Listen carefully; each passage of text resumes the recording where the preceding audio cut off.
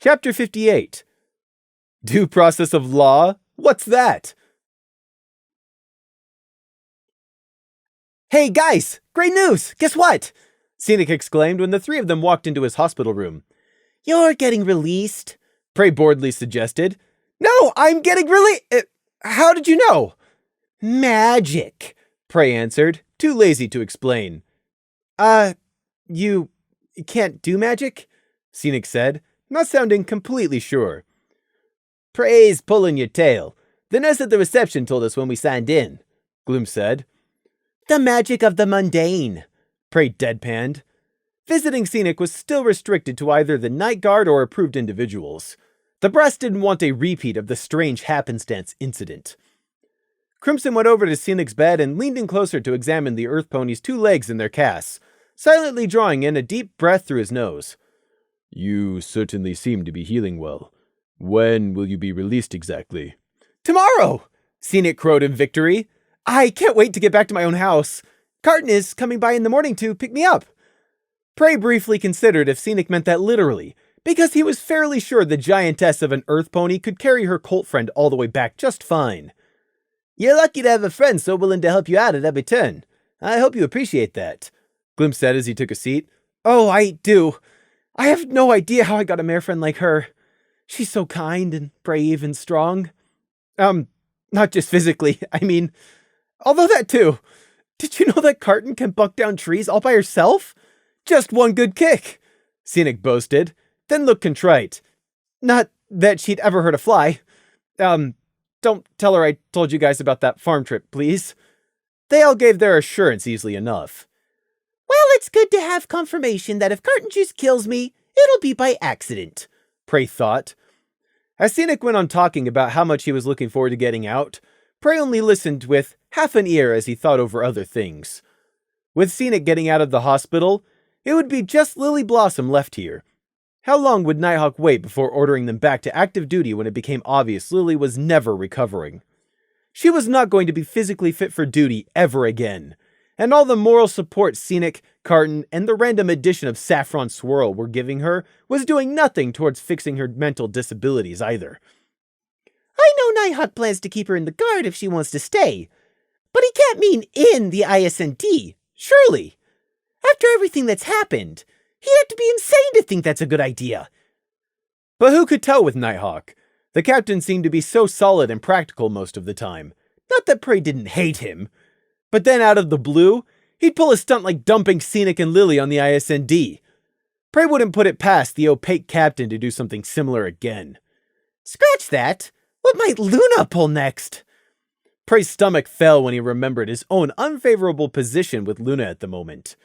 Last time he'd been in the presence of the Dark Alicorn, she'd sternly reprimanded him, and then stunned him into unconsciousness with magic. Suffice to say, Prey didn't think he was in her good books at the moment. And while that might sound like a blasé statement, it really did make Prey afraid. He doubted any of Luna's books had a happy ending. There was a sharp bang outside the door, and a muffled curse of butterscotch, as the orderly who'd crashed the laundry trolley into a wall regretted his moment of inattention. It was nothing, just an accident which was no doubt repeated everywhere in all walks of life. Prey breathed out and lowered himself back into his seat. An ordinary accident or not, his response had been automatic. But it was nothing, just a clumsy orderly. There hadn't been any threat or danger. So why did Prey not feel safe? Prey knew the answer to that question. Because he wasn't safe. Prey was at war. It didn't feel like it, and it certainly didn't look like it either. But Prey knew his enemy was out there. They could strike at any second of the day. Prey wasn't safe anywhere but the flat or his secret lair. Or in less danger, at least. It was not a nice feeling, but there was no alternative. It was called living. Prey sat and brooded until it was time to leave the hospital. Unpleasantness begets unpleasantness. Fear begets fear. Anger begets anger. And paperwork begets more paperwork. The pony from the legal side of the guard had regrettably, but inexorably arrived. Smartly dressed in his beige dress uniform and bearing Prey's restriction papers. It more or less read as follows. By receiving this document, the named individual, Prey, shall hereby come under effect of the conditions listed below as punishment for misconduct and risk to pony life. By Her Royal Majesty's authority, Princess Luna. Failure to comply is a criminal offense, and for the good of pony kind will be enforced by legal action if so required. 1. The pony placed under these restrictions shall not leave Canterlot without prior written warning given to a designated officer. See 9D. 2.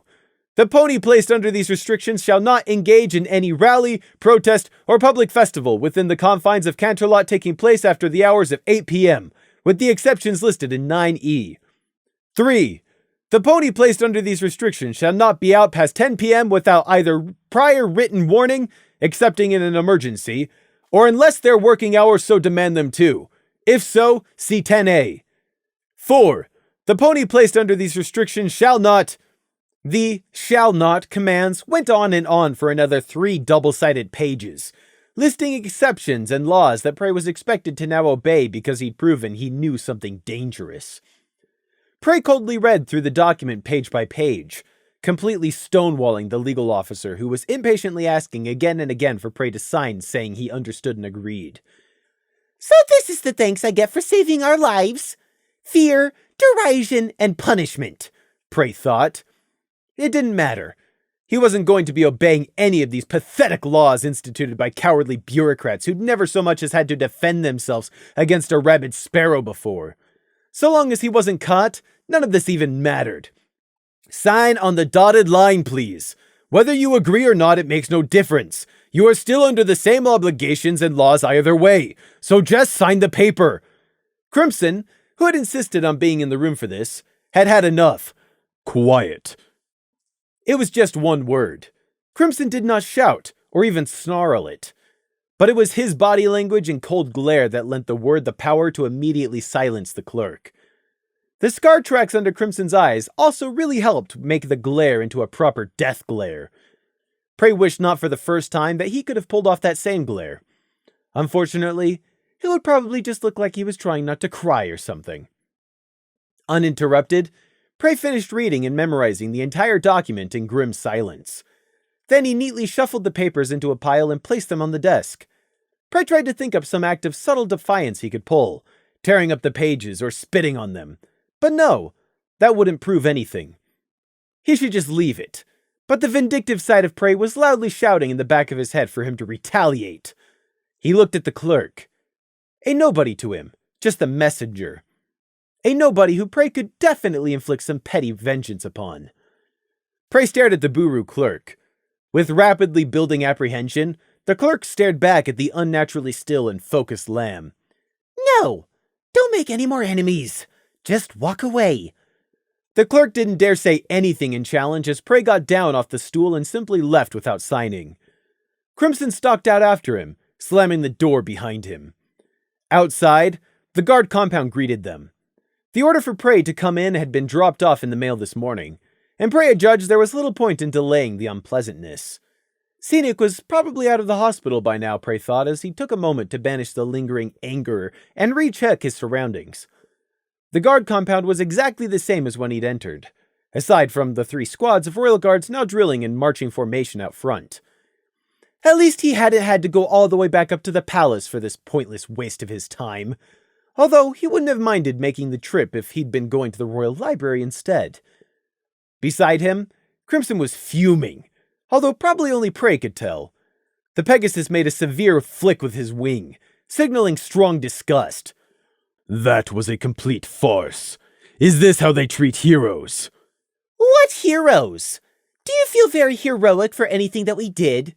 Prey returned. No, of course not. Crimson backtracked. But you know what I mean. We did our duty. No, we did more than our duty. But now they just... it's wrong. It pleased Prey that Crimson was on his side. It shouldn't matter, since he knowed from the very beginning he wouldn't be treated fairly. But still, it was nice to hear Crimson's opinion. Come on, Prey. Follow me, Crimson said abruptly, turning away and stalking off towards the compound's exit. Prey stared, and then hurried after him. He wouldn't have risked following anyone else whose mind he couldn't read, and therefore couldn't first vet. Why? Where are we going? Somewhere nice I found. You'll like it. To eat, I mean. I have a bad taste in my mouth. Crimson was right. Prey did like it. The cafe Crimson spoke of was actually a contained, raised garden of sorts, with potted rose bushes set on an open elevated plank platform. Obviously, the cafe was targeted almost exclusively towards Pegasi clientele, evidenced by the open elevation. The cafe building itself was set beneath the shanty-style platform, and you had to place your order before climbing the stairs, or simply flying up if you'd been blessed with wings. Prey liked it because of the unobstructed view it offered in all directions from atop the open dining area.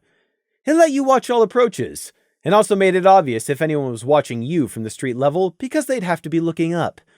Oh, and those rose boxes were probably a nice, if ultimately pointless, aesthetic touch, Prey supposed. I found this place flying over. I wondered what it was and came down and asked. I have not tried the food, but it looked like a good place, Crimson said, seated opposite Prey. This really isn't necessary, Prey protested again, even though they were already seated. Well, I wanted to. It wasn't fair to you, Prey. But it doesn't matter. It's just words written by petty ponies on a piece of paper. It doesn't actually change anything, Prey said, placing his forehooves on the table. The gold tracer bands were prominently displayed.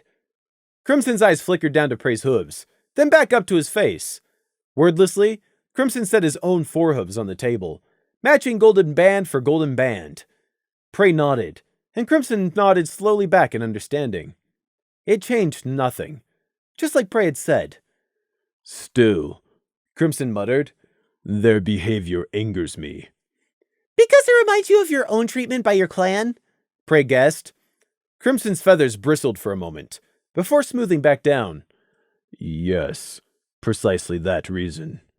They made up laws and restrictions just for me and my father, and forced us to live by them.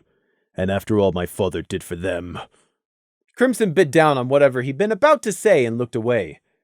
There was quiet for a few minutes, aside from the passing chatter of citizens in the street below and the buzzing of bees in the red roses. If you want to talk, I'm willing to listen, Prey cautiously offered. But only if you want... Yes, Crimson interrupted. Then he repeated it, more quietly. Yes, Clan Mirrodin hated me. And my father, I mean. Me because I wasn't born a Thestral, and my father because he supported me. Prey knew there was a complicated story here, but he didn't ask for any of the clan's deeper reasoning, although it was obvious that whatever it had been, it probably hadn't been nearly so simple as plain racism. He patiently waited while Crimson thought over what he wanted to say and how to say it. My mother died in childbirth, Crimson finally began without any sentimentality. Obviously, since he'd never known his mother, he didn't miss her. Maybe it was because I was a Pegasus born to Thestral parents. A throwback. It's only been recorded 3 times before in the clan's history, but it does happen. Each time, it didn't end well. There were tales about what those previous throwback Pegasi did, but that doesn't matter. Their issue was, my father refused to give up his position. Prey blinked, showing he wasn't following. I mean, Crimson amended. My father was on the council, but he refused to give up his position when he took on the task of caring for a foal. He did both instead. I think that was the start of it all. It was just a small crack, but by the end of years later, it was a gaping chasm between the elders and my father. That was a rather more poetic description than Crimson was normally given to, but Prey supposed he'd had a long time to think and brood on this. Because of what happened with that last Pegasi born into Childara, it was against clan law to train any such pony to be a warrior. My father did not care, and I began my training when I was 6 winters old. Prey could hear the warm pride there, even in Crimson's blank tones. Most of the elders protested, but my father used his position as both an elder and my father to decide how he wanted to raise me. There were lots of little things. Most of them I didn't even notice until I looked back. Clan life was hard. Monsters, low food, It's always a constant struggle on the border. But you already know that. Prey nodded. He did know. He'd lived there, and he knew how close to the edge you lived at times. You have to be united, or the whole clan will fail. Duty before all else. Crimson's jaw momentarily clenched.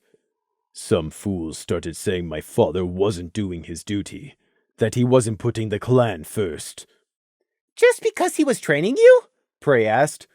No, I mean, not just that. My father turned down a proposal for marriage to a widowed mare. Misty Crag was her name. Then she died a week later. It was an accident, just awful luck. A rock slide while she was flying underneath. It could have happened to anyone, but it happened to her while she was flying up to our cave.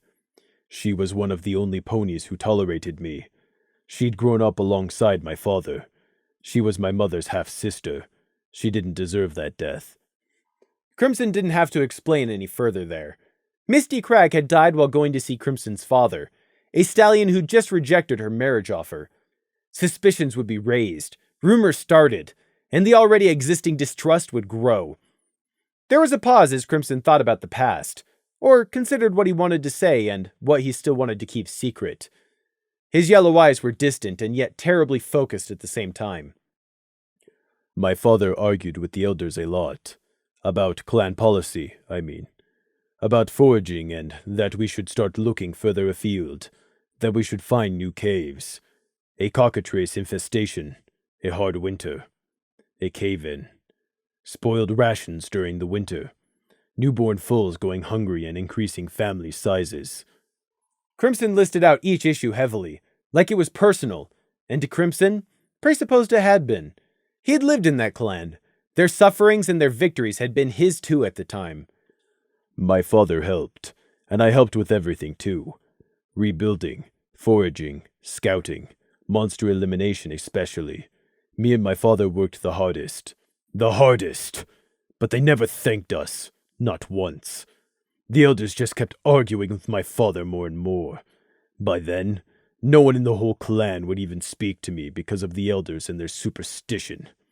Every pony, I mean everybody, makes mistakes.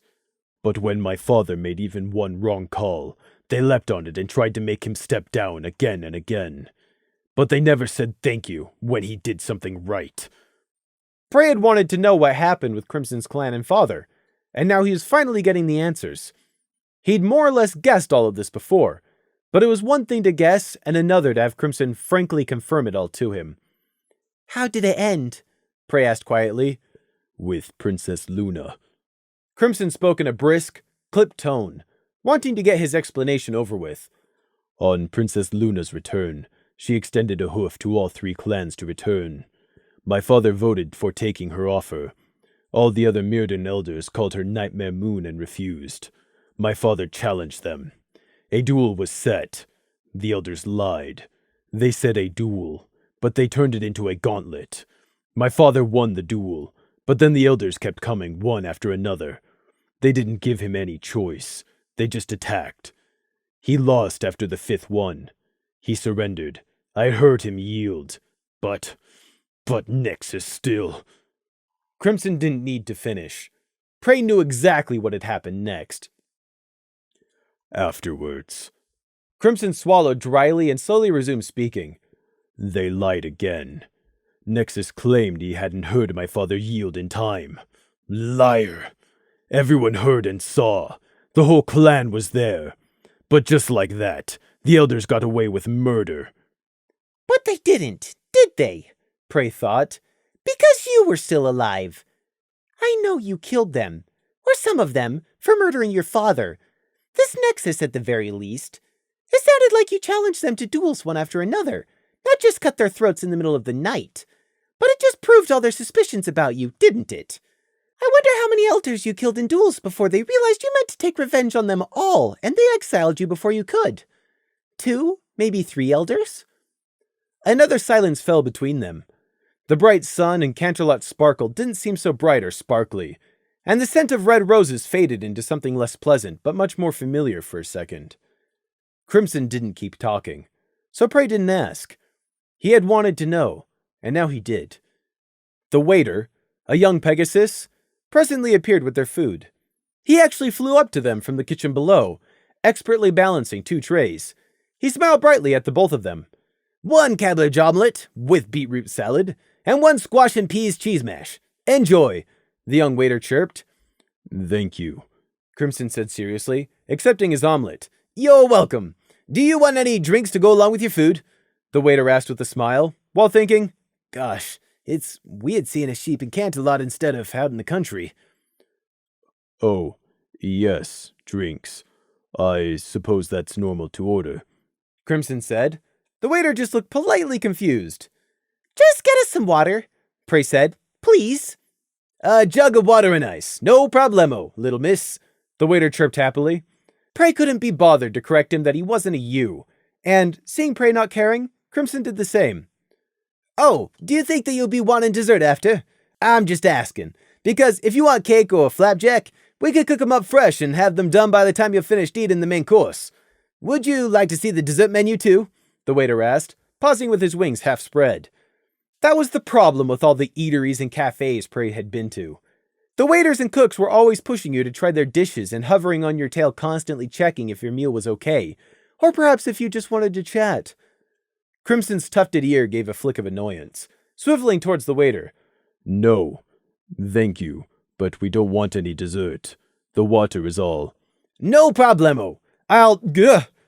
The stallion almost swallowed his own tongue, and his eyes and wings opened wide. Oh my goodness, look at those scars. They're hideous. The Pegasus must be blind to have missed Crimson's scars this long. Or rather, perhaps just average. Just an average pony citizen living an average day. It was disappointing. Even if Prey knew it was, and would forever be, rare to find ponies who weren't immediately freaked out. I'll just go and get that water right now, the waiter stuttered, and beat a hasty escape. Prey distastefully watched him fly over the rose planters and drop below the platform's edge as quickly as possible. He's not coming back with the water, Prey stated. Crimson grunted and turned his attention to his food instead. Prey hesitated, weighing if he should ask or not, before going on ahead. You're still going to go after them again, aren't you? One day? Crimson stopped cutting into his omelet, but didn't look up from the plate. He knew exactly who the they Prey referred to were. The elders of Clan Mirrodin. Prey hadn't forgotten what Crimson had said out at Mayflower, even if he'd been delirious and barely conscious at the time. Prey never forgot. Princess Luna ordered me to put aside my vengeance, Crimson eventually said. Prey nodded neutrally. That she did. Crimson lifted his eyes. There was no judgment in Prey's face. Any excuse Crimson might have been going to voice died. Prey wasn't like the others. Prey understood. He could see the answer as plain as day on Crimson's face, and the Pegasus would not lie and try to hide the truth. Not from Prey. And the truth was that the answer was no. Crimson had not forgiven, nor forgotten his clan. He might be bound here to Luna's service, but if he ever saw any of them again... I see. Well, if that time ever comes, let me know if you need help hiding the bodies, Prey said. The Veropedes were always hungry. Crimson jerked. No, Prey. Even if I were to, but no. It isn't your fight. I won't risk you getting dragged down with me, and hiding No. Just no. Crimson shuddered. Yes, it's not my fight, Prey agreed. But I've already told you. There are only 2 things I won't do for you. You didn't forget that, right? No, but have you hidden one of those before? Crimson asked in a whisper, breathing shallowly. He looked sickened by the possibility, and also deeply disturbed that he couldn't dismiss it. Prey poked his cheesy squash and pea mash, hesitating. Doesn't matter. You and me. In this we're both the same. War to the knife, and that to the hilt, as the zebras say. So do you really want to know the answer? No, I don't think I do. Okay, but I'll help you hide one if it ever comes down to it. Prey didn't think Crimson would ever take him up on the offer, even if the Pegasus did have a body to dispose of. But Prey had to make the offer, and he'd meant it, and Crimson could tell that he was serious. That's... no, Prey. My answer is no. I don't want you getting hurt in my fight. I know I shouldn't go after them. It's wrong. And I'm trying not to. But if I see any of them... I don't want you getting caught or killed alongside me, Prey. Then don't get caught or killed. Crimson groaned, and then barked a laugh. It's not that simple. No, nothing ever is, Prey agreed. You can say that again, Prey. Crimson picked up his fork again and finally got to taste his omelet. Prey winced, tugging at his ear. Hey, don't you ever, check for poison first? He asked. Pardon? In your food. Crimson deliberately put down the fork again. Prey, are you trying to tell me that this is poisoned? No, not this food. I just meant your meals in general. Do you check for poison? I haven't seen you doing so, but maybe you do and I've just been missing it? Crimson shook his head. No, I don't. I wouldn't even know how to. Is that what you do before you eat anything? I hadn't noticed. That's why I just thought I might have been missing you checking too with your own method. And yes, I always check my food for poison. Crimson looked at Prey. Every time? Yes, always. You can never be too careful. Ah, I see. Crimson said gravely, and Prey thought it likely he really did see. Prey never felt safe. He was always in danger, and you never knew when and where the next attack would come from. Bitter experience and fear drove Prey to check his meals for poison every time, even from people he knew. Cookie, for instance. Someone who had never been in Prey's position would scoff at him for being paranoid, but that didn't matter. It was a habit, one that saved his life before, and one which Prey couldn't and wouldn't stop. And, to be fair, Prey didn't physically check his food every time for poison. If he could read the thoughts of the person who made the food, and he didn't hear anything suspicious in their mind, that was usually good enough for Prey. So, just to clarify, this food isn't poisoned, and I can eat it, right? Crimson double-checked. No, and yes, in that order. Although, I suppose it still could be, but by a poison with characteristics I can't detect. Crimson looked down at his gently steaming omelet and fresh beetroot salad. I was perfectly happy to eat this before you said that, he commented. Sorry, Prey chuckled awkwardly. Are there many poisons you can recognize, Prey?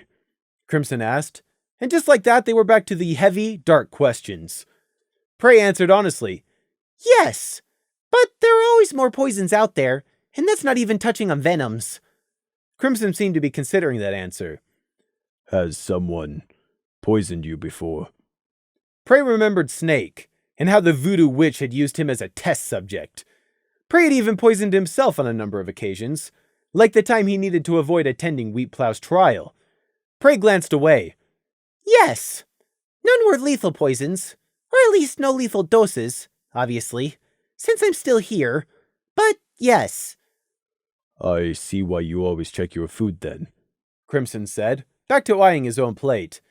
Actually, I've been naturally poisoned far more times by plants and animals than I have by people, Prey admitted. Oh, that's a relief, I think. Not that you were poisoned, I mean. That's bad either way. It's certainly no fun either way, I'll tell you that much, Prey said with a wry grin. Would you teach me, Prey?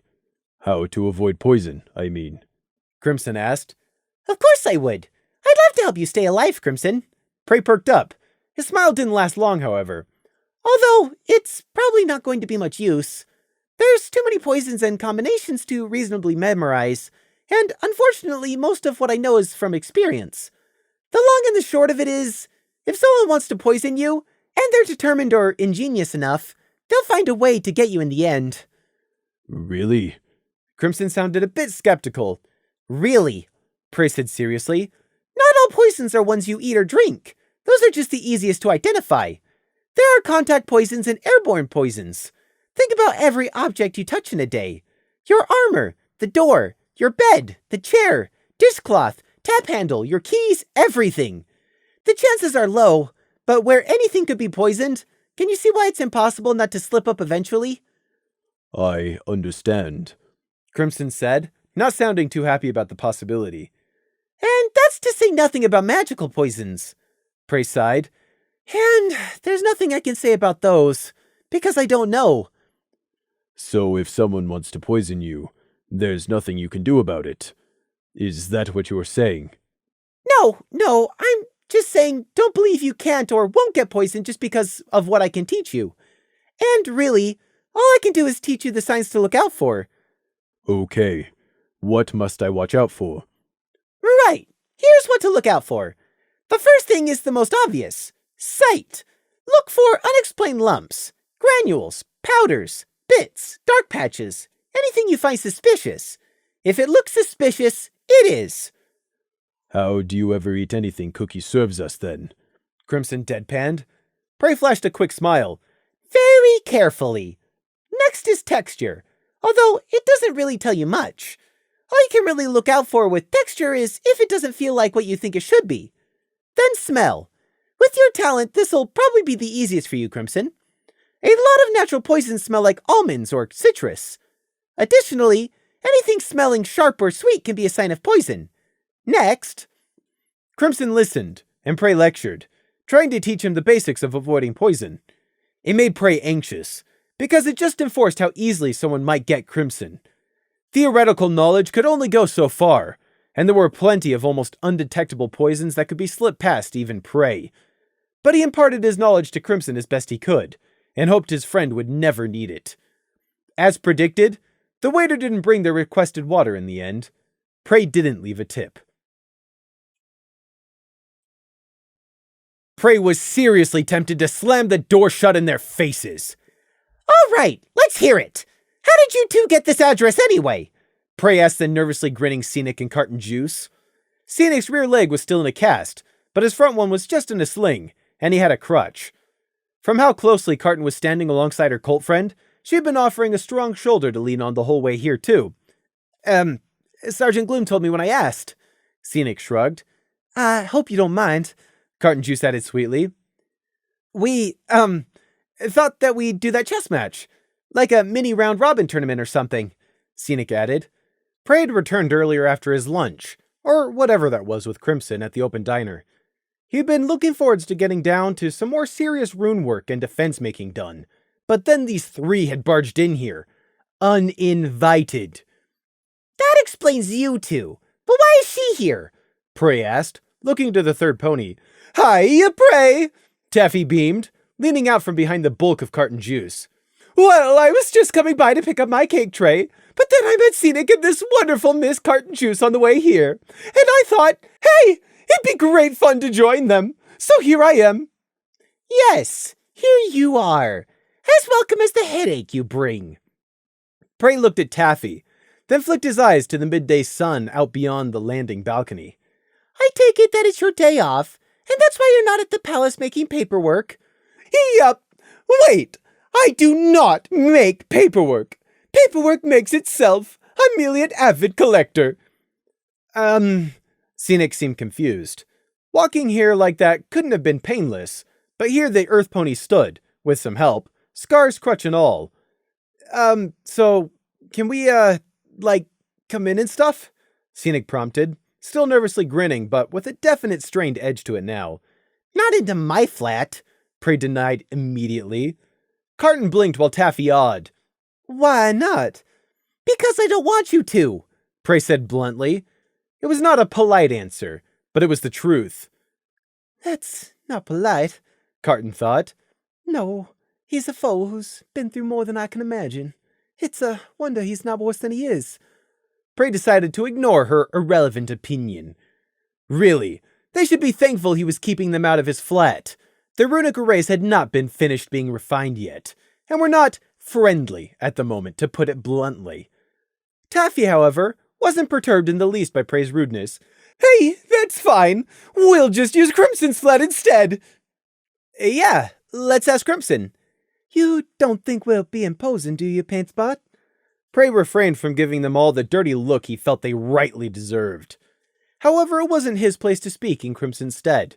Crimson might actually want to see them, although false gods only knew why. You can ask him yourselves. You're in luck. Usually he'd be out flying at this time.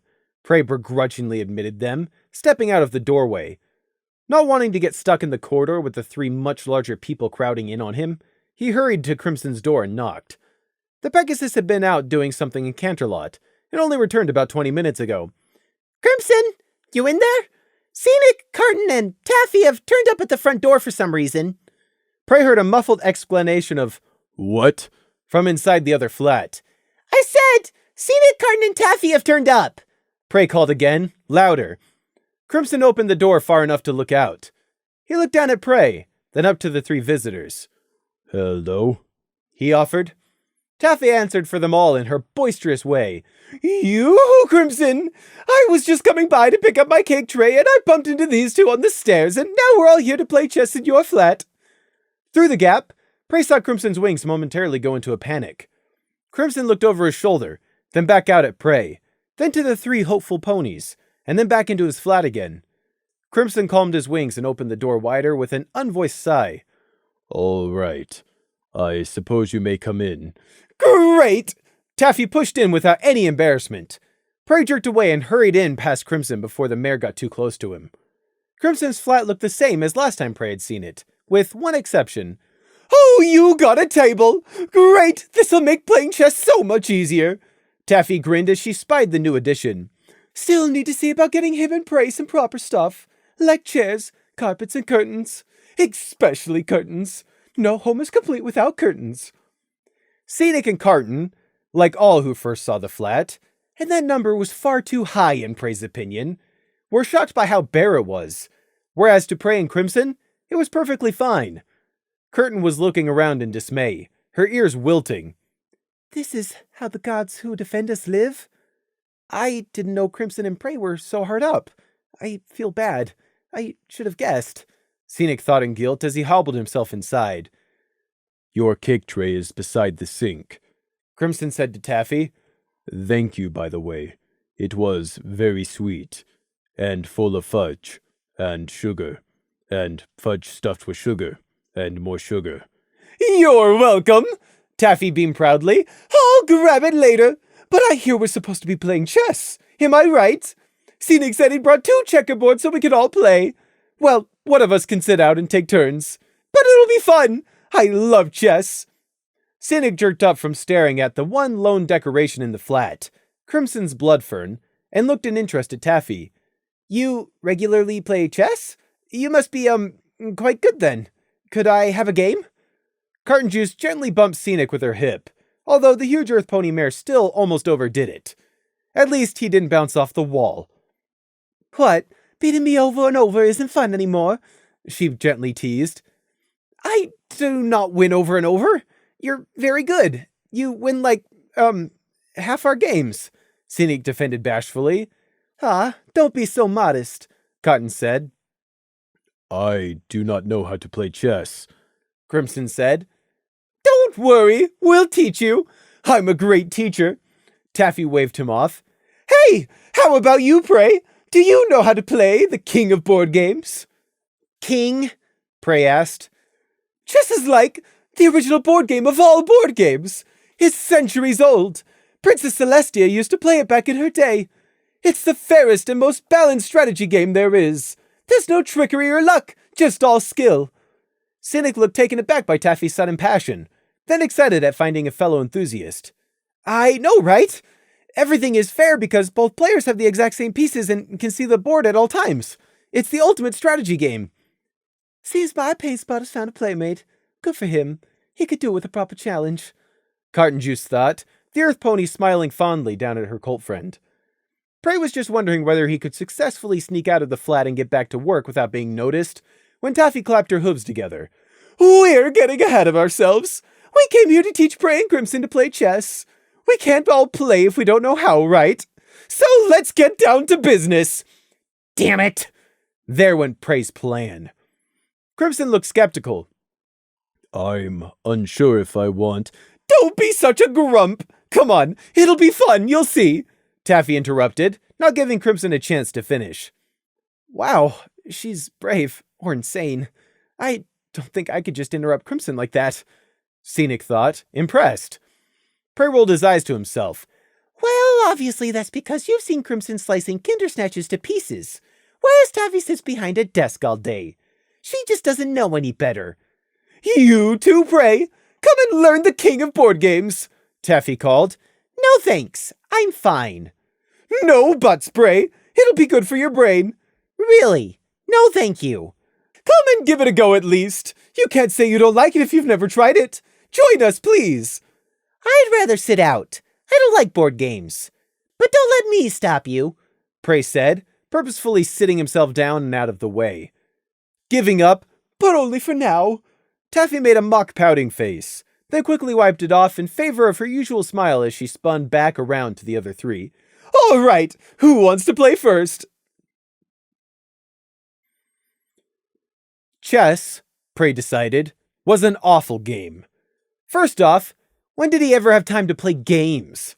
Well, right now if you wanted to be technical, but after watching from the sidelines as Taffy and Scenic avidly explained the rules of chess, Prey decided it was a stupid game. Scenic, however, seemed to think of chess as some great strategy game, some time-honored tradition almost. Taffy described chess as having come from noble origins, having been mastered by the greatest strategist in the world. Complete hogweed. Taffy had talked Crimson into playing a practice game with her so she could better show him how the rules worked. Despite her chatting away and pointing out both good and bad moves on both their sides of the board, she was quite clearly winning. Crimson's blank face didn't really show whether he was enjoying the game or not, but Prey thought he was probably just humoring the huge mare. Not that Prey was any sort of chess master himself. Hell, he'd never even played one game and he didn't intend to, but he thought Crimson should just move his bishop up and leave it there threatening the whole rest of the board, before focusing on the mess of pawns and knights going on in the middle. Prey refused all offers to play a match extended to him, all cajoling, coaxing, and blatant attempts to try and provoke him going ignored. Prey held no interest in playing at all. The three of them had turned up unannounced and uninvited, interrupting his work, and expected him to play a game with them? Ha! Fat chance! Plots don't hatch themselves. Prey had important things to do. This would be great if we had Sergeant Gloom here too, Scenic thought fondly. Let's make sure to bring him next time, so we can all join in. But then he remembered Lily Blossom, and the moment of fun faded and died in Scenic's chest. Prey folded his hooves. And now he finally gets it. Chess is pointless. It's not survival. It's not training. And it's not research. What good can a board game do against a Kindersnatch? Or another Warlock? You know, with some music, cushions, a lick of paint, and some other stuff, your flat could be a great place, Crimson, Taffy announced out of the blue, unknowingly interrupting Scenic's spiral into depressed musings. Stuff? Crimson asked. Yes, stuff, the frizzy maiden mare confirmed seriously. What say we get together with Gloomy this weekend and I can show you guys some good places to go shopping? How about it? Gloomy? Yes, Gloomy. Crimson lingered on that disrespect for a moment, before just letting it go with a slight shake of his head, unintentionally causing his overly long mane to slip into his face. Crimson puffed it back out of his eyes and said, While I thank you for the offer, Taffy, I see little reason to do so. What? Why ever not? It's like totally barren here, Scenic exclaimed. So what? It held all the necessities for life, food and water, and the flat itself was the completion of the third and last necessity, shelter. Alright, there was a difference between a shack and a mansion. Still, if both contained all you needed to survive, Prey saw a little practical difference and Crimson was certainly the same. The Thestral clan's ancestral homes were literally caves after all. It's fine, isn't it? Crimson answered Scenic's question blankly. No? You guys have got nothing. I mean, you can't be comfortable like this, right? Scenic asked incredulously. Yes, Crimson responded just as blankly. I don't need any more. I already have more amenities here than my cave ever did. That blunt statement startled the three equestrian ponies. and sympathy, compassion, and respect quickly followed from Taffy, Carton, and Scenic in that order. Besides, Crimson inadvertently cut them off before they could start expressing their condolences. all those things cost bits. Neither Prey or I have a store of money yet. Shopping will have to wait. Crimson finished without any sense of embarrassment. And why would he be ashamed of being monetarily poor? They didn't have money in the clans, so the concept didn't yet hold much value to him. And Prey himself had never cared much for gold. You couldn't eat it when you were starving or burn it when you were cold. I didn't think about that. And they're new to Equestria. Oh, of course they wouldn't have any funds yet, Taffy thought, wincing and looking down. But Paintspot said they were like heroes, yet Crimson is so poor. Our Althest was actually poor, and that poor little sheep, made to live like this. Carton Juice was thinking about things she'd always just taken for granted and assumed until now, ears drooping. Scenic's own thoughts were not much different to his giant mare friends. Prey rolled his eyes heavenward in frustration. Could they just not, please? Just this once? So this piece, what was it called again? Castle? It goes diagonally, right? Crimson asked, interrupting the brewing atmosphere. Huh?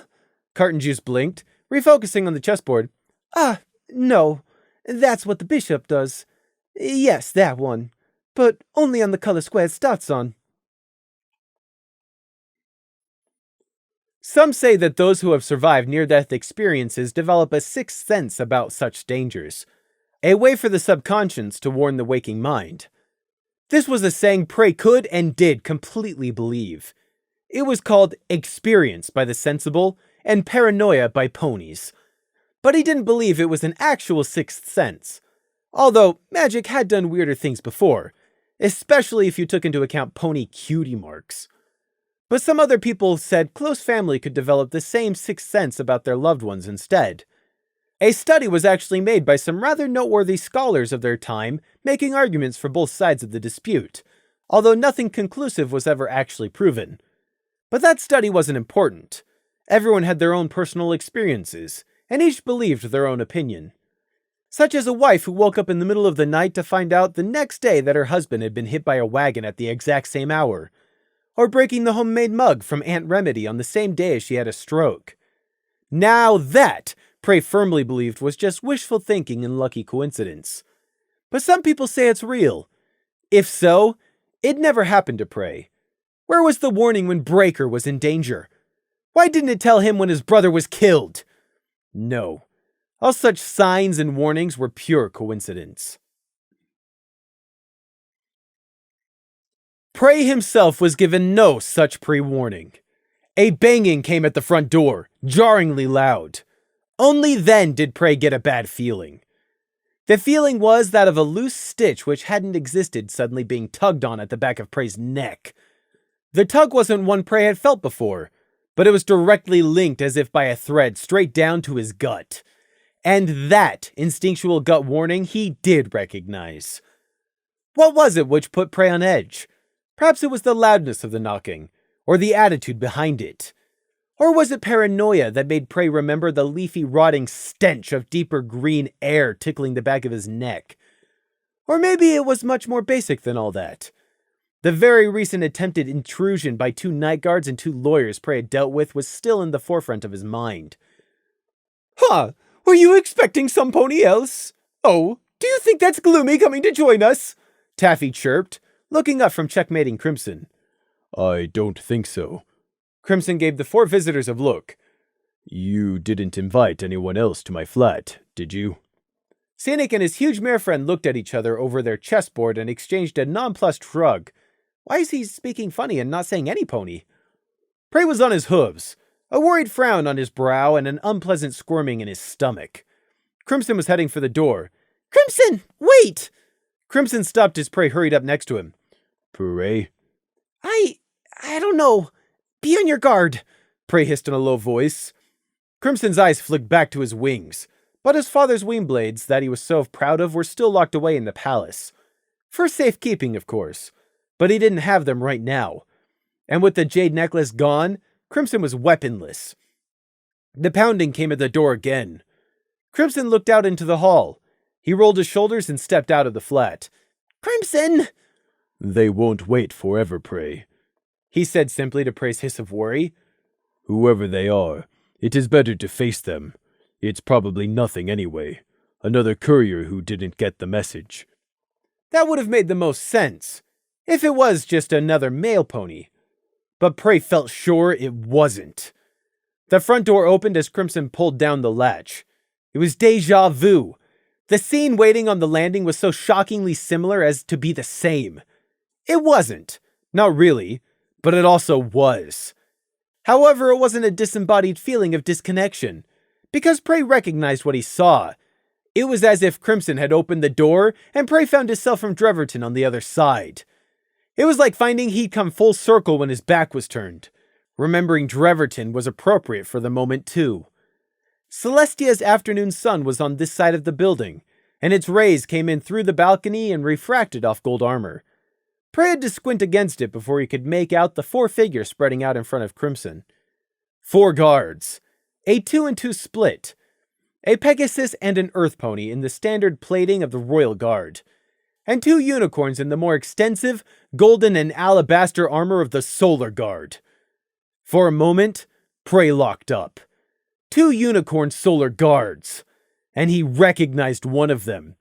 The tallest one on the right. He'd been there when Captain Valor had dragged Prey from Dreverton. Sunshine. In that moment, all Prey could think as he stared wide-eyed at Sunshine was, "He's come to take me back to Dreverton!" You can run, but the past will always catch up. There is always a price. It was the other Solar Guard who spoke, though, not Sunshine. "Crimson Trace of the Night Guard." The unicorn's voice was brisk, impatient, and full of no-nonsense confidence. His question threw Prey off kilter. Weren't they there for him? Crimson coolly evaluated the stallion and the other 3 guards. Yes, I am Crimson Trace. Ha! I thought so. Couldn't be sure it was him out of the armor, though. The Earth Pony Royal Guard thought. Not so scary now, are you? Just a pony like me, the Pegasus one was thinking. It was a thrill of fear that Prey finally regained enough control to realize he couldn't hear Sunshine nor the second Solar Guard's mind. They were not guarded behind mental walls like Crimson's were, or simply missing like with mimics, but rather clouded, obscured, just a muffled fog to Prey's perception. Magic! The same enchanted gems on their helmets they had last time. A mind lock, they called it. That must be it. Before him stood 2 powerful unicorns who, for all their hang-ups about violence, were dangerously competent soldiers. They might be here to kill him, and Prey wouldn't have any warning. Standing here and caught off guard, he was as vulnerable as any other person would be before them. The Pegasus Royal Guard puffed out his chest. "Crimson Trace, by the power invested in me by Her Royal Majesty, I hereby place you under arrest for suspicious activity." Crimson blinked slowly, once. Pardon? The Solar Guard who'd been speaking before the Pegasus butted in and rolled his eyes. "You're under arrest on suspicion of theft!" Crimson's wings stiffened. What? "I suggest you comply and come quietly. We have a warrant. If this is a mistake, you'll be released with a full apology." This was not a mistake. They wouldn't have sent 4 guards, 2 of them Solar Guards, unless they were sure. And the stances of all 4 guards said they knew that. No! No! What is this? I dealt with those fools last time. I made sure of it. I wiped their memories. It was just a warrant to search the flat. Just written permission to be annoying, not arrest him. What's changed? Why is Crimson being arrested? Prey thought frantically, but he couldn't come up with any explanation that made sense. Theft of what? Crimson demanded. That can be discussed with you at the station when you give your account. I am demanding to know now. I have a right. Crimson cut him off. A tense look went around the 4 guards. Sunshine set a sidelong look at his companion and tilted his ears. The other Solar Guard snorted in response. Sunshine gave an aggravated tail flick at having to be the one, and answered Crimson's question. "You are being accused of breaking and entering, and the theft of a magical stolen heirloom belonging to Lord Vanish of House Time." He stole from me! Prey was just as shocked and outraged as Crimson. What was Vanish doing falsely accusing Crimson like this? Sending a threatening message through those lawyers was one thing, a message which Prey thought he dealt with, but this was an active attack. Was Vanish stupid? Crimson hadn't stolen anything. How did the noble intend to explain his false accusations when it was revealed Crimson didn't have the jade necklace, and he, Vanish, still had it in his possession the whole time? Unless it wasn't a false accusation. Prey's mind raced to make the connections. What if the necklace really had been stolen? Not by Crimson, obviously, but by someone else. Naturally, their first suspect would be Crimson. Vanish was a greedy, self-serving, arrogant, lying, entitled, blackmailing, rich unicorn snob. In short, a typical noble. But he had never appeared to be stupid. False accusations which could so easily be disproved and would blacken his house's reputation wouldn't be something a noble like Vanish would do. Thus, someone else must have really broken in and made off with House Time's priceless family heirloom. But why are the Solar Guards here? What could possibly be serious enough to involve them? Who sent them? Why are they here plus the Royal Guard? Did Shining Armor do this? Has Celestia herself taken an interest? Prey's breath was coming fast. He was approaching the edge of panic. What should he do? Should they fight? The Royal Guard Pegasus took another step forwards, almost getting in Crimson's face. You stand accused and are under arrest. I'll ask again. Do you want to do this the easy way or the hard way? The Pegasus dared, shoving a set of hoof cuffs under Crimson's nose. Go on, Scarface. Make my day. I'll show you how a real Pegasus does his duty, you bat lover. Muscles along Crimson's wings and under his fur subtly tensed. Prey's breath caught in panic. Crimson was unarmed and unarmored, still trapped in the doorway without room to maneuver. And there were two unicorn solar guards, both subtly ready to spring into action. This wasn't a fight Crimson could win head on. But then Crimson relaxed, and the moment passed. He glanced back at Prey, still standing behind him, blue eyes wide and, yes, scared. And Prey saw the guards finally spot him standing behind Crimson.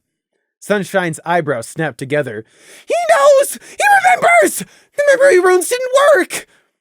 Who's this? There's a full registered living with you at this address. We can't leave a minor unattended because of an arrest, Sunshine said. Prey breathed again. Sunshine hadn't recognized him, and had also let slip a loophole. He could work with this. They couldn't just arrest Crimson if they thought he was looking after Prey. We'll just have to bring her with us and put her into temporary care, the second Solar Guard answered, looking put out at the inconvenience. Hey, no, the ship's in that guard too. She's in them IS&D's group too, sir, the Earth Pony Royal Guard spoke up. Prey isn't a... No, Prey's not coming with me, Crimson emphasized. It's not up to you. Protocol dictates not leaving foals unattended at arrests. Enough stalling, Sunshine ordered. Prey opened his mouth. Aye! Crimson's wing shot out in front of Prey, silencing him. No, he can stay here with Scenic Paint and Carton Juice. They're friends.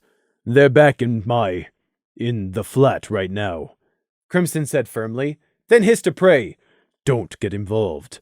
Go and tell Gloom what's happened. Let Captain Nighthawk know. They'll sort this out. Sir, the Pegasus Royal Guard protested the Sunshine. Are we really just gonna take his word for that? What if there's no pony even in there? He could be lying. And shouldn't we search the flat for the stolen heirloom too? All of Crimson's primary flight feathers bristled at the guard's accusation. I am not lying, and I have stolen nothing. I am complying with this arrest because of the law, not because I am guilty. That's got nothing to do with us. We're neither the prosecution or a judge, the second Solar Guard said dismissively. And this is a problem solved easily enough. The stallion raised his voice. This is the guard! Are there any ponies within this flat? He called, apparently not realizing the corridor actually led to two flats. Is this a joke, Crimson? Taffy's voice came back, muffled. Scenic and Carton said something too. It sounded like, who's that? And, huh? A Solar Guard nodded. There you go. There's other ponies who can look after the full. Private, if you would. He gestured the Pegasus with the hoof cuffs forward again. The Royal Guard hesitated, thinking, what about searching the flat, though? The Royal Guard and Solar Guards were technically completely different guard units. Neither answered to the other's commander, and had different assignments and roles. However, in practice, the Royal Guard deferred to the Solar Guard when both were on the scene. Historically, usually half or more of all Solar Guards were former Royal Guards who'd proven themselves through exceptional dedication or skill. Usually both. It was a mark of high recognition to receive a transfer offer to join the prestigious ranks of the Solar Guard. And there was also no returning once a pony joined the Solar Guard. They were the modern-day equivalent of knights in shining armor, crusaders sworn to Celestia. They were superior, and every pony knew it. As such, the Pegasus Royal Guard was hesitant to be disrespectful enough to further question whether they should search the flat, even though procedure insisted that they should. Regardless, Sunshine seemed to guess his thoughts anyway, because he spoke. "We're arresting Crimson Trace on grounds of reasonable suspicion. There's no proof he did steal anything yet, and even if he is the thief, he wouldn't be dumb enough to hide it in his very own home, which has other ponies in it." "Oh, of course, sir. I see now." The Pegasus straightened. "Hey, what's going on out there?" came Taffy's impatient call from down the corridor. "Nothing! It's nothing! Back in a second!" Prey called back quickly to placate her, trying to keep the squeak out of his voice. Taffy would just create a huge scene without achieving anything if she came out here right now. Crimson did not move while the Pegasus finished up fastening the hoof cuffs around his forelegs. They sat just below the gold tracer bands from Luna. The sight of the joint metal restraints circling Crimson's legs made Prey furious. Sunshine politely smiled down at Prey, not having a clue about the hate those soft blue eyes hid as Prey cautiously backed up. "Please, there's no need to be afraid, little miss. I hope this is all a big misunderstanding for your, big brother? Guardian? Crimson Trace will be back to you soon. What was your name?" The sheep looked the Solar Guard up and down. He remembered the last time he'd seen the unicorn. "My name is Prey. But unlike you, I have not forgotten your name, Sunshine. It's still on the list." Sunshine's smile faltered for a second as his eyes flickered. Prey? Prey. Why does that sound? I could have sworn. No, it's nothing. But don't worry, Prey. You'll be looked after no matter the outcome. Her Majesty cares for all her ponies. He didn't seem to notice how Prey's face went even wider. "Come, Sunshine, we're leaving," the second Solar Guard called. Prey blinked, then whipped his head towards Crimson. It was as the Solar Guard had said. They were leaving, with Crimson hobbled and shackled between them. He wordlessly looked back at Prey. He had to blow a lanky strand of mane out of his amber eyes to do it, but he looked at Prey squarely and nodded. Crimson still hadn't gone about getting a replacement mane tie like Prey had told him to. For some reason, that seemed ridiculously unfair. "Come on, move out!" "Yes, sir!" "Yes, sir!" Prey's jaw hurt from grinding his teeth. He stood and watched as Crimson was led off towards the apartment block staircase. Because life isn't fair. The weak suffer under the strong. "No! I can fix this! I don't think this is an attack by my enemy in the shadows. It's just Crimson getting caught up in the mess. I can get Gloom to go to Nighthawk. That'll at least help." But the Solar Guard held much more authority than Nighthawk did, and Luna had already made it plain she didn't care for their struggles. She was an indifferent ruler who only acted on her own whims. Prey hated being so helpless. "Out of everybody? Why did it have to be the Solar Guard?" Prey thought angrily. Prey hadn't forgotten valor. Even now, the Solar Guard captain was making problems for Prey despite having no memories of the runt lamb. "I'll get you yet, Valor! And you too, Vanish! You've just moved your ranking up on the list!" "Hey, any pony out there? Yoo-hoo, Prey, Crimson! What's going on?" Taffy stuck her head out of the flat. She blinked when she only saw Prey standing by himself in the open doorway. "Hey, where's Crimson wandered off to?" It was the same pathetic story the world over. The misunderstood underdog trying to stand up for themselves under the unjust oppression of the powers that be. Through no achievement of personal strength, these people in power have been given it by convention and laws. These people could steal all of your belongings, your home, your land, even enslave you and take away your very life, as long as they ticked all the right boxes, society would let them get away with it. Just because it's a law doesn't mean it's right. Although this was all from the underdog's perspective. To the majority of wider society, it was all proper and correct. There was a due process of law for a reason, and 99 times out of 100, it worked just as intended and protected the innocent. Mistakes are made. It's inevitable. But that's just life, and no system is perfect. Well-meaning people try their best, but misunderstandings will still happen. It's no one's fault. It's the system. And the system works. Yeah, Prey didn't care about any of that. Who cared about the 99 when you were the one?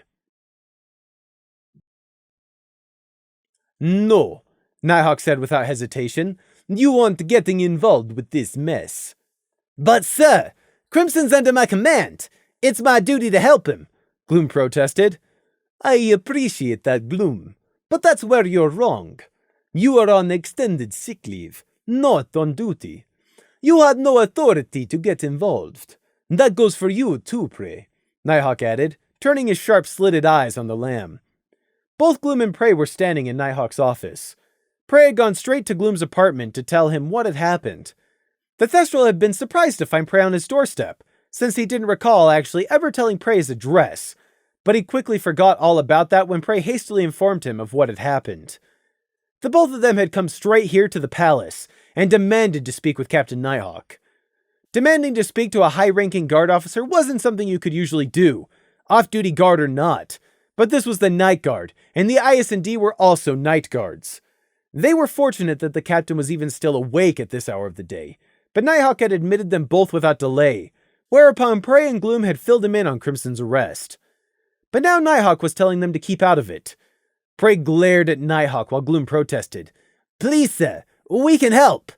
Prey was there when this Lord Vanish took the necklace off Crimson the first time. It wasn't Crimson. It's just these royal inspectors throwing their weight around. Tartarus, it's probably that strange happenstance detective again. Please, put us back on active duty and assign us to this case. No, Nighthawk repeated, unmoved. This is for your own good. Scenic Paint and Lily Blossom are not ready to resume active duty, and you are all too close to see things clearly. Any investigation you conduct would be compromised. This is for their own good, and I smell danger. Why else would the Solar Guard get off their high cloud to get involved while purposefully keeping us out of the loop? Nighthawk was thinking. Gloom's jaw worked as he tried to find grounds to protest on. But Nighthawk was the captain for a reason, and being easily swayed was not it. However, Prey had not given it a go yet. It had been Gloom doing the talking so far. He despised the thought of playing by pony rules, but if it helped Crimson, then he would do so without hesitation. Nighthawk, sir, I disagree.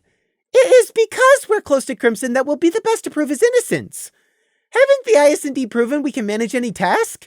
Without being arrogant, for our small size, we're your best investigation squad, sir. Even if Scenic and Lily aren't recovered, Gloom and I can manage by ourselves. Won't you give us a chance? What have you got to lose? Prey reasoned. For a moment, just a fleeting moment, Nighthawk looked pained. But then it was gone, replaced by the normal, unmoving, stern visage of the Night Guard captain. No, neither of you are mentally fit to return to active duty yet, and it's not as simple as that. The Royal Guards have made this arrest, and the Solar Guard have also gotten involved. This is far more serious than you realize. You must leave it with me. I do not forget my Night Guards, and I will be doing everything I can for Crimson. Or do you not trust my word? Nighthawk challenged. Of course, sir, but... Yes, sir. Gloom gave in, bowing his head. Prey didn't trust Nighthawk. He didn't trust anyone without reservation. No, not even Crimson. But he too made a show of jerking his head away and reluctantly admitting, Yes, sir. Prey wasn't angry. He was calm. Very calm. His mind was clear and he could think without getting distracted by emotions. He'd been getting far too compromised when it came to Crimson lately, no matter how wonderful it felt. But right now, Prey would be calm and do what he needed to do. I need your word, Prey, Nighthawk said gruffly. Prey raised his head with a questioning look on his face. Your word, you will not try to investigate this anyway. You are not a night guard at this moment. You cannot get involved, not with your restrictions. If you are caught, there is nothing I can do. Leave this to the night guard. I will not fail. You have my word, so I want yours. Prey didn't immediately agree. Nighthawk would be suspicious if he gave in too easily.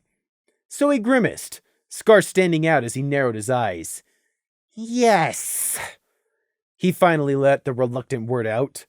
Good. Don't worry. I will deal with it, Nighthawk repeated, standing up from behind his desk and ushering them ahead of him towards the door, already formulating a plan as he went. First, find Starry Wing. Send him to Shining Armor and find out who is doing this. I need to go make the protest formal and demand visiting rights. I'll send Screech to talk with Crimson.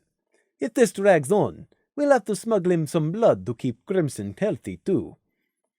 Thank you for seeing us, at least, sir. Gloom sighed. Nighthawk paused on his way to the door and briefly rested a Winkler on the scarred Thestral's shoulder. You do not have to worry, Gloom. Crimson has done nothing wrong. Outside the office, Nighthawk spoke a few words to the night guard standing sentry and sent her hurrying off to find Starry Wing. With that taken care of, he gave a sharp nod to Prey and Gloom, and marched off towards the Royal Guard section of the palace without a backwards glance. Prey watched him go. Well, we've told the captain. He'll figure out a way to get this nonsense sorted out, Gloom said, trying to sound more upbeat and confident than he really did. That's it? You're happy to just leave it like this? Prey asked. No, of course I'm not. I failed at my duty so many times already. But it was an order, Prey, Gloom said tiredly. And Nighthawk's right.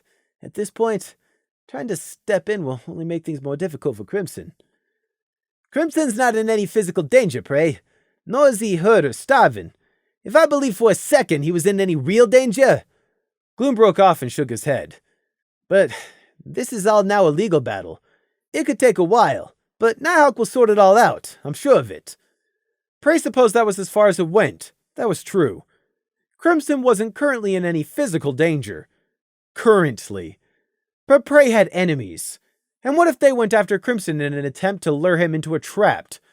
There were still the mimics, strange happenstance, whomever had really restolen the jade necklace from Vanish, not to mention the angry and humiliated Lord himself. No. While Crimson shouldn't be in any physical danger, especially while under guard, Prey didn't trust anyone. But Prey was calm as he watched Nighthawk disappear around the corner and didn't say anything. He knew what he needed to do. If he couldn't trust anyone, he'd just have to get Lemon Pink and do it himself. Lemon Pink! Where are you? Prey shouted in high-pitched frustration, no longer calm. His voice bounced around the shadowy crystal-lit cave and returned unanswered. The larger Veropede, the one Prey had hatched, curiously tasted the air around Prey as it felt the vibrations. Prey ignored the huge monster. Where was Lemon Pink? On leaving the palace, Prey had immediately split from Gloom, claiming he needed to take a walk to clear my head, alone. Gloom had still tried to accompany him, but Prey had emphasized alone again, and Gloom had backed off. From there, he had hurried through Canterlot, dodging into side streets and backtracking to confuse anyone who might have been following him. Right when a cart had been passing, Prey had slipped down into the waterway access point and crawled down into the unused overflow pipe. Lemon Pink was scheduled to be feeding the two Veropedes this evening, so Prey had been sure he'd find her here. But she wasn't here. The cold stone cavern was empty. Obviously, she'd been delayed. Normally, that wouldn't be a problem. But normally, Crimson wasn't in jail. It was unavoidable, however, so Prey had carved some runes and tried to patiently wait. He'd waited, and carved, and waited. That was over 3 hours ago. Now Prey was worried Lemon Pink might somehow have been identified as belonging to him and killed. She was not on a specific schedule, but she definitely had been here by now. She could be dead or captured for all Prey knew. Lemon Pink's Veropede uncurled its armored length and scuttled into the light cast by the lanterns. Its segments gleamed as one by one they came into the low light. Prey paused to see that it was taking a drink from the plunging sinkhole, before returning to trying to focus on rune work, and when he couldn't focus, resorted to pacing. Should he go and retrieve a couple of pigs from the hired pen for the Veropedes while he waited? No, he might end up missing her. Besides, that was unimportant right now. A Veropede could go weeks between meals, months if it hibernated. Although when it next ate, it would have to be a large meal. Besides, Prey had much bigger problems. If Lemon does not return by tonight, I'll have no choice but to proceed as if she's either been captured or killed, Prey thought. If it came to that, perhaps Prey should make sure and trigger the suicide rune he'd placed on Lemon Pink's neck just in case of this very situation. Then she wouldn't be able to tell her captors anything. Prey didn't have to be near Lemon to activate it. He could also trigger it from long distance by using a different runic array to boost the range. He could do it right now, actually. The array was set up and ready to go. Should he? Or should he wait? In theory, Prey knew he shouldn't take the chance. Lemon Pink had been acting odd lately. But she had come across the Ridgeback to save him, even if she'd only been following her orders. She was useful, and could not be easily or safely replaced. But if she was captured and traced back to him... Prey stared down unseeingly into the invisible depths of the sinkhole as the Veropede finished its drink and the ripples stilled. He tugged at the end of his ribbon while the giant insect settled down to clean its razor-barbed antenna less than 10 hooves away. I warned Crimson change was coming. Well, now it's here and it's hostile. What should I do? The cold depths of the sinkhole provided no answer. What unknowns could these waters hold? The depths of the pool probably hadn't stirred in hundreds of years. Prey looked around for a stone to throw into the depths, then stopped as his ear caught something. He cocked his head to the side, tense. He reached out with his mind and gently brushed against the runes embedded into the two Veropedes, just to assure himself that they were still there and ready. If he'd been discovered, things were shortly about to get bloody. Prey concentrated. The light trundling of wooden cartwheels over stone slowly grew louder, and the glow of a lantern approached up the tunnel. Lemon Pink, where have you been?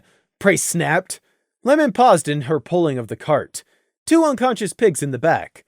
The lantern she was levitating lowered a fraction in her silvery aura. Huh? Prey, I was detained by... Never mind! Prey cut her off. The reason can wait until later. Someone has made a move against me. Against us.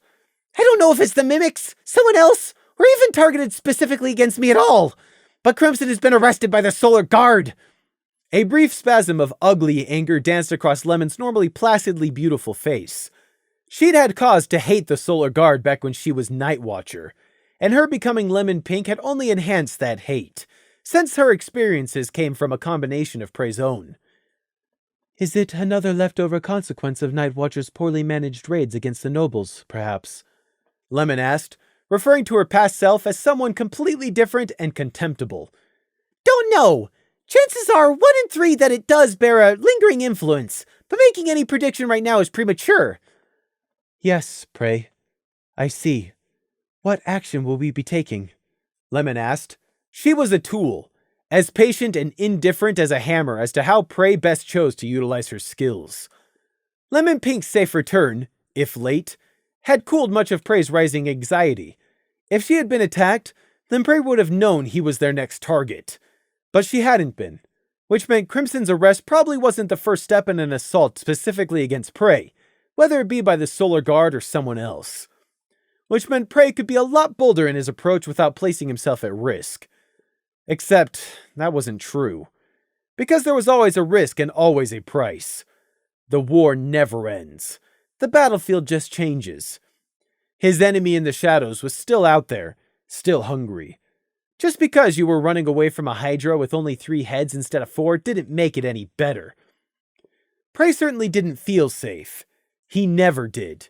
One wrong move and that was it. The wolf only needs enough luck to find you once. Prey huffed out a deep breath of the chilly crystal cavern air. He looked around his secret lair. It was almost completely bare of tools. Runes weren't something you could see or move. But there were his 2 Veropedes, still set guarding the dark opening plunging into the mountain's depths. First, feed the Veropedes. Then get ready to travel. We're going out. Prey ordered.